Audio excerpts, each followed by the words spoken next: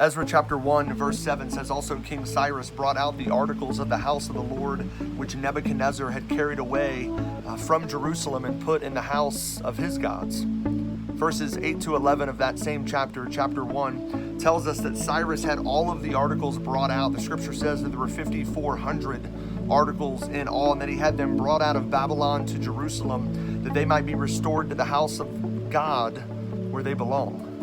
You know, when I read those few verses, I'm struck by the power and the never-ending reach of God.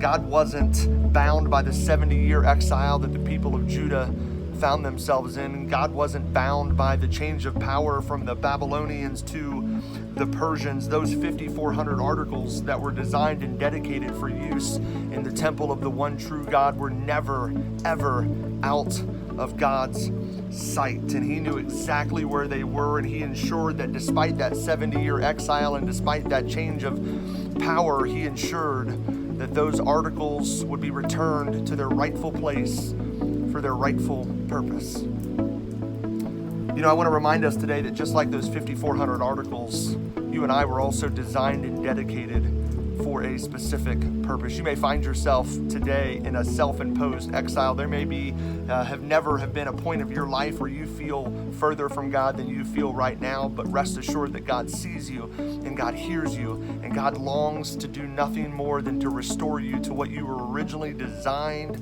and dedicated for. Be encouraged and keep moving forward.